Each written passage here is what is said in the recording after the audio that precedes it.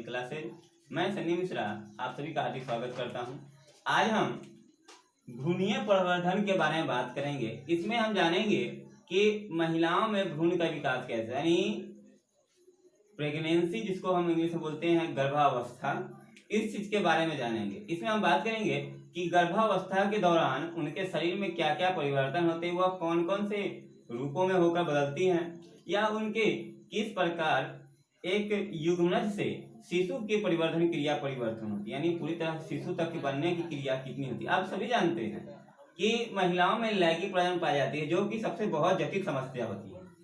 एक महिला को गर्भ धारण कर शिशु को उत्पन्न करने या किसी अन्य को नारी को तो 9 महीने का समय लगता है।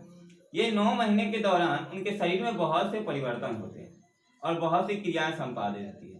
तो हम बात करेंगे इसमें भ्रूण के विकास के बारे में। तो स्टार्ट करते हैं। सबसे पहले जानेंगे, हमने आपको बताया था कि युग्मनज का निर्माण किससे होता है। तो अंडाणु एवं शुक्राणु के द्वारा युग्मनज यानी शिशु का निर्माण होता है। आप सभी जानते हैं कि अर्धसूत्री विभाजन के द्वारा संतान उत्पन्न होती है, जिसमें आधे महिला से और आधा पुरुष से बनता है। जिसमें जब शिशु की उत्पत्ति होती है तो अंडाणु और शुक्राणु जो होते हैं निषेचन कर क्या बनाते हैं, युग्मनज।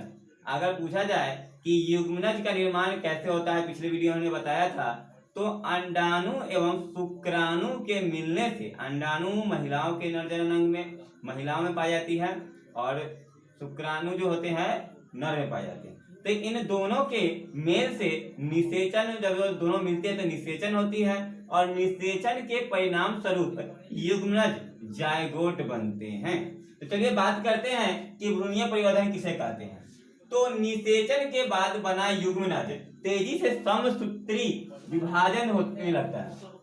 क्या होता है कि जैसे ही अंडाणु और शुक्राणु निषेचित कर युग्मनज बनाते हैं तो उसके जैसे निषेचन होती है, तो निषेचन के बाद बना युग्मनज, जैसे निषेचन बाद क्या होता है, बाद बना युग्मनज तेजी से समसूत्री विभाजन द्वारा विभाजित होने लगता है। क्या करने लगता है, तो समसूत्री विभाजन द्वारा विभाजित होने लगता है, यानी दोनों में समान सूत्र विभाजित होता है और अंततः एक पूर्ण विकसित मानव शिशु का निर्माण और उसके परिणाम स्वरूप एक पूर्ण विकसित मानव शिशु का निर्माण गर्भाशय के अंदर होता है।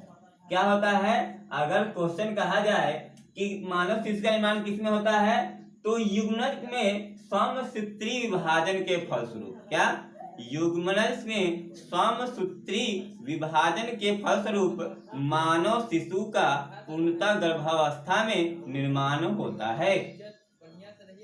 युग्मनज के बाद जन्म से पूर्व तक के विभिन्न परिवर्तनों को क्या करा है कि युग्मनज के बाद जन्म के बाद तथा जन्म से पूर्व तक के विभिन्न परिवर्तनों को एक ही साथ भ्रूणीय परिवर्धन कहता है। यानी जब वह युग्मनज बनते हैं उससे लेकर शिशु के निर्माण तक की क्रियाओं के बीच में जो जो प्रावस्थाएं होती हैं, जो जो क्रियाएं होती हैं, उन सभी क्रियाओं को क्या कहते हैं, तो भ्रूणीय विकास कहते हैं। अगर एक छोटे तरीके में बोला जाए तो आप बोल सकते हैं कि जन्म से पूर्व विभिन्न परिवर्तनों को ही भ्रूणीय विकास कहते हैं। यानी जन्म लेने के पहले जितने भी क्रियाएं माता के शरीर में होती है, क्या जन्म लेने से पहले जितने भी क्रियाएं माता के शरीर में होती हैं, वे सभी क्रियाएं भ्रूणीय विकास कहलाती हैं। अब जानेंगे कि भ्रूणीय विकास की कितनी अवस्थाएं हैं। तो भ्रूणीय परिवर्धन के निम्नलिखित अवस्थाएं हैं। फेज ऑफ एम्ब्रेसिंग डेवलपमेंट, तो इसके पहले होते हैं विदलन। विदलन को हम लोग जानते हैं विखंडन, यानी जब वह खंडित करते हैं तो इसको क्लेवज कहते हैं। दूसरा है मोरूला का बनना, फॉर्मेशन ऑफ मोरूला। तीसरा है ब्लास्टुला का बनना, फॉर्मेशन ऑफ ब्लास्टुला। चौथा है आपका रोपण, इम्प्लांटेशन। चौथा क्या है, रोपण। पांचवा है गैस्ट्यूलेशन, पांचवा क्या है आपका, गैस्ट्यूलेशन। छठा है भ्रूण कलाओं तथा प्लेसेंट का निर्माण। और सातवां है प्रसव तथा दूध स्राव। और सातवां और सबसे अंतिम क्रिया जो है प्रसव होना, यानी शिशु की उत्पत्ति होना। इन सभी सातों के बारे में हम अलग अलग अच्छे तरह से समझेंगे। तो सबसे पहले के बारे में बात करते हैं। तो पहला है विदलन या विखंडन। आप जानते हैं विखंडन क्या होता है, तो यानी एक ही भाग से जब अनेक खंड टूटते हैं तो उसे विखंडन कहते हैं, जिसको हम लोग विदलन भी कहते हैं। क्लियर है, इंग्लिश में बोलते हैं। तो युग्मन में तीव्र गति से होने वाले समसूत्री विभाजन को विदलन कहते हैं। क्या कर रहा है कि युग्मन में तेजी से, जब युग्मन में तेजी से तीव्र गति से होने वाले समसूत्री है, जब युग्मन में तीव्र गति से समसूत्री विभाजन होते हैं, समसूत्री का समान अति से विभाजन होते हैं, उसे विदलन या विखंडन कहते हैं। कितनी गति से? तीव्र गति से विभाजन की क्रियाओं को विदलन या विखंडन कहते हैं। समसूत्री विभाजन से कोशिकाओं में संख्या वृद्धि होती है। जैसे ही समसूत्री विभाजन होता है उसके बाद क्या होता है, तो कोशिकाओं की संख्या में वृद्धि होती है, यानी कोशिकाओं की संख्या क्या होती है, तो बढ़ने लगती है। हर विदलन के बाद इनका आकार छोटा होता है, यानी जैसे ही इनका आकार विदलन होने लगता है इनका आकार छोटे होने लगता है। अब आकार कैसे किस छोटा होता है, तो आप देखेंगे कि इसमें विदलन का क्या मतलब, विखंडन, यानी जब एक ही टुकड़े से कई भागों को बांटा जाएगा तो उनके आकार छोटे होते जाएंगे, लेकिन उनके आकार तो छोटे होंगे लेकिन जितने भी वह विखंडित होंगे सभी एक निश्चित आकार के होंगे। यानी एक बड़े से गेंद में से कितनी अधिक की जाए तो छोटे छोटे गेंद निकलेंगे लेकिन वह उसी आकार के होंगे। उसी तरह इनका आकार छोटा हो जाता है। विदलन द्वारा बनी कोशिकाएं प्लास्टोमियर्स कहलाती हैं, और जो विदलन के द्वारा कोशिकाएं बनती हैं उसे क्या कहते हैं, तो ब्लास्टोमियर्स कहलाती हैं। देखेंगे जैसे यहाँ पर टू सेल स्टेज, आप जैसे ही विदलन को देखते हैं कि टू पहले दो भाग में बटा हुआ है जिसको टू सेल स्टेज कहते हैं। अब यह जैसे ही विखंडित होगा फिर यह फोर सेल स्टेज में आ जाएगा, चार भागों में चलाएगा। लेकिन आप ध्यान देंगे कि यह जो दो भाग हैं, दो सेल हैं, वो दोनों बराबर अति के हैं। उसी तरह फोर जब स्टेज है वो भी बराबर आकार के हैं, यानी वह कितने भी विखंडित होता है, कितने भी आकार विखंडित हो जाए, सभी जो विखंडित होंगे उन सभी का आकार एक निश्चित आकार का ही होगा। तो आप देखेंगे ये चारों जो है एक ही प्रकार के। उसके बाद यह अनेक सारे विखंडित हुए, अनेक कोशिकाएं विखंडित हो गए, लेकिन ये जितने कोशिकाएं विखंडित हुए हैं ये सारे कोशिकाएं जो होती हैं एक समान होती हैं। टू सेल और फोर सेल मिलाकर किसका निर्माण करते हैं, मोरूला। यानी जब कोशिकाएं अत्यधिक मात्रा में विखंडित हो जाती हैं, अत्यधिक विखंडित हो जाती है तो वह किसके रूप में चली जाती हैं, तो मोरूला के रूप में चली जाती है। अब दूसरा बात करेंगे मोरूला के बारे में, फॉर्मेशन ऑफ मोरूला। तो इसमें बात करेंगे कि मोरूला 16 कोशिकाओं की ठोस रचना है। अगर क्वेश्चन यह आती है कि मोरूला में कितने कोशिकाएं होती हैं, तो मोरूला में 16 कोशिकाएं होती हैं जो कि ठोस अवस्था में पाई जाती है। कितने अवस्था में पाई जाती हैं, 16 कोशिकाएं होती है जो कि ठोस अवस्था में पाई जाती हैं। निषेचन के 3 से 4 दिन में इसका निर्माण पूर्ण होता है। जैसे ही निषेचन की क्रिया संपन्न होती है 3 से 4 दिन में यह पूरी तरह बनकर तैयार हो जाती है। मोरूला निषेचन के 4 से 6 दिन बाद गर्भाशय पहुंचता है। जब निषेचन की क्रिया संपन्न होती है उसके 4 से 6 दिन बाद यह गर्भाशय में पहुंच जाती है। और उसके बाद आप देखेंगे पीछे है फॉर्मूला है मोरूला का, बताया है कि इसमें मोरूला में जितने खंडित होते हैं या क्या होते हैं, विखंडन के परिणाम स्वरूप होते हैं, और ये सभी एक समान कोशिकाओं के। तीसरा बात करेंगे ब्लास्टोसिस्ट या ब्लास्टुला भवन। तीसरा क्या है, ब्लास्टोसिस्ट या ब्लास्टुला भवन। इसमें देखेंगे कि मोरूला निषेचन के 4 से 6 दिन बाद पश्चात फैलोपियन नलिका से होकर गर्भाशय में पहुंच जाता है। हमने बात की थी मोरूला के बारे में, तो यह क्या बताया था आपको कि 4 से 6 दिन बाद वह गर्भाशय में पहुंच जाती है, लेकिन किसकी सहायता से, तो फैलोपियन नलिका की सहायता से। गर्भाशय में मोरूला गर्भाशय ग्रंथियों द्वारा स्रावित रस में डूबा रहता है। अब जो मोरूला है क्या रहता है, तो गर्भाशय में गर्भाशय ग्रंथियों के स्रावित रस, जब गर्भाशय ग्रंथियों में बहुत सारे रस होते हैं, स्रावित रस होते हैं, उन स्रावित रसों में यह पूरी तरह डूबा रहता है। 3 पोषक तत्वों का अवशोषण कर समसूत्री विभाजन द्वारा संख्या वृद्धि करता है। और यह 3 जो पोषक तत्व होते हैं, यानी गर्भावस्था में जो 3 पोषक तत्व होते हैं, इन तीनों पोषक तत्वों को अवशोषित कर समसूत्री विभाजन द्वारा संख्या में विभाजित और उसके परिणाम स्वरूप समसूत्री विभाजन करते हैं और अपनी संख्या में वृद्धि करते हैं। यह इसका पिक्चर है जो कि यह बताती है कि यह जो रेखा है समसूत्री दिखते जैसे बढ़ते जाती है और यह धीरे धीरे पूर्ण रूप से वृद्धि करती है। अब हम बात करेंगे रोपण इम्प्लांटेशन के बारे में, जिसमें हम बात करेंगे कि ब्लास्टोसिस्ट के गर्भाशय की दीवार से जुड़ने को रोपण कहते हैं। अब क्वेश्चन है कि रोपण किसे कहते हैं, तो ब्लास्टोसिस्ट के गर्भाशय की दीवार से जुड़ने को रोपण कहते हैं। यह क्रिया निषेचन के 7 से 8वें दिन, तो यह क्रिया निषेचन के 7वें से 8वें दिन बाद होती है। कौन सी क्रिया, तो रोपण की क्रिया। भ्रूण का भ्रूणीय सिरा गर्भाशय के आंतः स्तर में धंस जाता है। क्या होता है, तो भ्रूण का भ्रूणीय सिरा आंतः स्तर में धंस जाता है और एंडोमेट्रियम भ्रूण को चारों ओर से घेर लेता है। और एंडोमेट्रियम जो भ्रूण होते हैं उसको क्या करता है, तो चारों ओर से घेर लेता है। इस प्रकार भ्रूण पूरी तरह एंडोमेट्रियम में फंस जाता है और इस प्रकार क्या होता है, तो यह भ्रूण जो होते हैं पूरी तरह एंडोमेट्रियम में फंस जाते हैं और इस प्रकार गर्भाशय की दीवार में भ्रूण एक स्थान पर स्थापित हो जाते हैं। और इस प्रकार ये जो गर्भाशय की दीवार होती है भ्रूण के एक स्थान पर स्थापित हो जाती हैं, जिसके कारण क्रियाएं जो होती हैं उनके शरीर में शारीरिक यानी भ्रूण में सही क्रिया के रूप में कार्य करती हैं, स्थापित हो जाती हैं। भ्रूण का रोपण कहते हैं। तो इस क्रिया को क्या कहते हैं, भ्रूण का रोपण कहते हैं। भ्रूण का रोपण किसे कहते हैं, तो जब गर्भाशय के दीवार में भ्रूण एक ही स्थान पर स्थापित हो जाती हैं तो इस क्रिया को भ्रूण का रोपण कहते हैं। अब अगला बात है गैस्ट्रुला भवन। अगला है कि गैस्ट्रुला भवन, तो इसमें बात करेंगे गैस्ट्रुला भवन के समय कोशिकाएं पुनः व्यवस्थित होती हैं। गैस्ट्रुला भवन के क्या होती हैं, तो पुनः व्यवस्थित होती है, यानी वह अपने स्थान पर संचलित होती हैं। भीतरी कोशिका सहती की कोशिकाओं से 3 जनन स्तरों वाले भ्रूण की क्रिया को गैस्ट्रुला भवन के कहते हैं। क्या कहते हैं, तो भीतरी कोशिका सहती की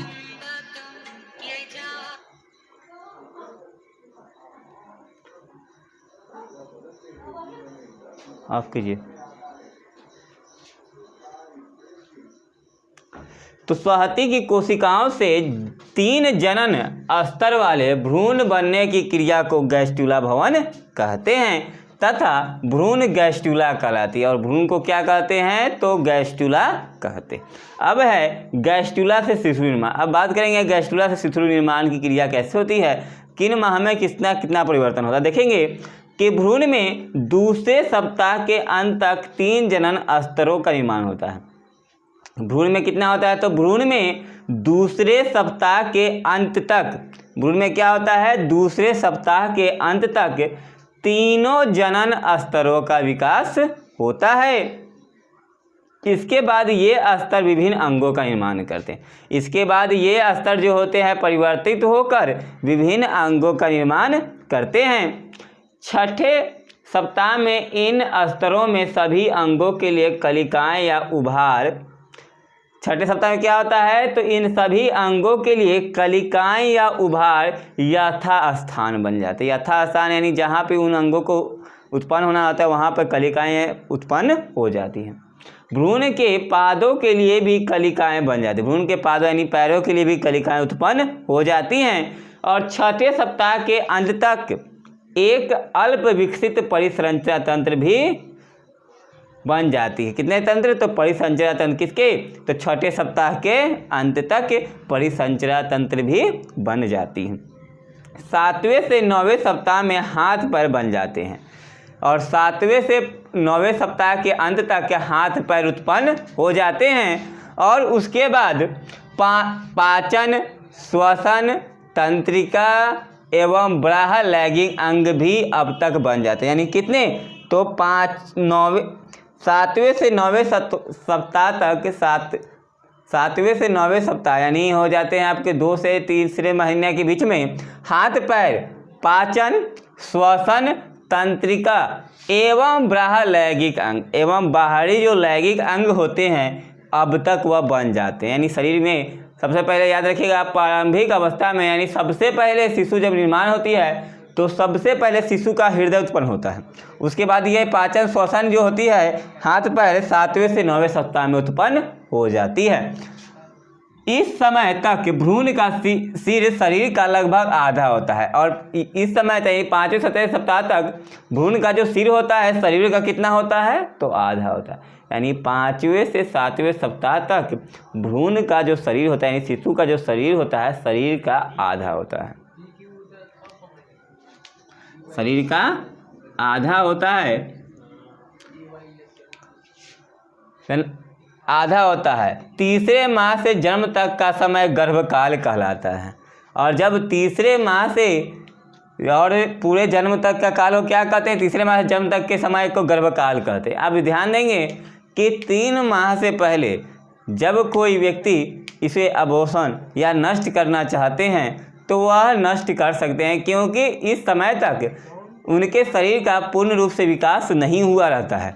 लेकिन जब वह तीसरे माह के बाद उस शिशु को, भ्रूण को नष्ट करने की कोशिश करते हैं, जिसके परिणाम स्वरूप माता को भी जान का खतरा होता है, या फिर उनके अगले भ्रूण उत्पन्न करने की समस्या जो होती है बहुत कम रह जाती है। यानी उसमें अगर अधिक जटिलता आ जाए तो जिसके कारण वह कभी माँ नहीं बन सकती, या फिर उनकी मृत्यु भी हो जाती है। अब देखेंगे कि क्या करा कि तीसरे माह से जन्म तक का समय गर्भकाल कहलाता है। इस समय का भ्रूण लगभग 3 इंच लंबा होता है। इस समय जो होता है 3 माह में कितना होता है, 3 इंच लंबा होता है, और इसमें कंकाल तंत्र भी बन जाते हैं। 3 माह में इसमें कंकाल तंत्र भी बन जाते हैं। चौथे माह तक भ्रूण लगभग 7 इंच लंबा कम हो जाता है, और चौथे माह तक भ्रूण क्या होता है, तो 7 इंच कम हो जाती है, तथा शरीर तथा सिर पर रोए बन जाते हैं। यानी चौथे माह में शरीर तथा सिर पर रोए उत्पन्न हो जाते हैं। 5वें माह में आहार नाल, 5वें माह में क्या होता है, तो आहार नाल व अस्थि मज्जा बन जाते हैं। अस्थि मज्जा भी 5वें माह में उत्पन्न हो जाते हैं। और 5वें माह बस भ्रूण जो होते हैं माँ के द्वारा आहार लिए गए पोषक तत्वों को अवशोषित करते हैं। 6ठे माह तक फीटस मानव का एक छोटा रूप धारण कर लेता है, और 6ठे माह तक क्या आता है, फीटस मानव का एक छोटा रूप धारण कर लेता है, तथा भ्रूण के हृदय की धड़कन को माँ के अंदर को सुना जा सकता है।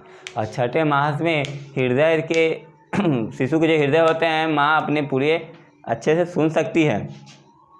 7वें माह तक फीटस गर्भाशय से बाहर रहने योग्य हो जाता है। 7वें माह के बाद क्या होते हैं, तो फीटस जो होते हैं यानी जो गर्भाशय होते हैं वह उससे जो शिशु उत्पन्न होते हैं वह बाहर रहने योग्य हो जाते हैं, यानी वह शिशु उत्पन्न कर भी सकते हैं।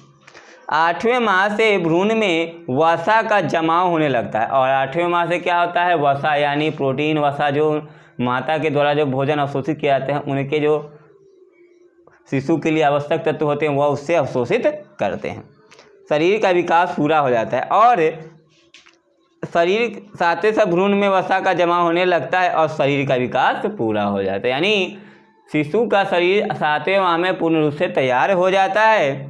9वें माह तक भ्रूण 18 से 20 इंच लंबा कितना होता है, तो भ्रूण जो होता है 18 से 20 इंच लंबा हो जाता है, और 3 से 4 किलोग्राम होकर जन्म के लिए तैयार होता है, और 3 से 4 किलोग्राम का वह हो जाता है। आप ध्यान देंगे कि भ्रूण का गर्भकाल 9.5 तक दिन होता है, यानी 9 माह से लेकर 7 माह से लेकर 9.5 माह तक होता है, वह शिशु उत्पन्न कर सकते हैं। यह जो थी उनकी पूरी अवस्था थी कि किस प्रकार कौन से महीने में उनके शरीर का किस अंग का विकास होता है, किस प्रकार वह क्रियाएं करते हुए शिशु को उत्पन्न कर लेते हैं। आज की वीडियो में इतना ही, अगले वीडियो में हम इसके आगे की बात करेंगे। तब तक आप इस चीज़ों को अच्छे से समझें और घर पर इस चीज़ को रिवीजन करते हुए चलें, और इस वीडियो को और अधिक बच्चों तक भेजें ताकि वो भी इसको पढ़कर अच्छे से क्लास में अच्छे नंबर से पास हो सके। धन्यवाद।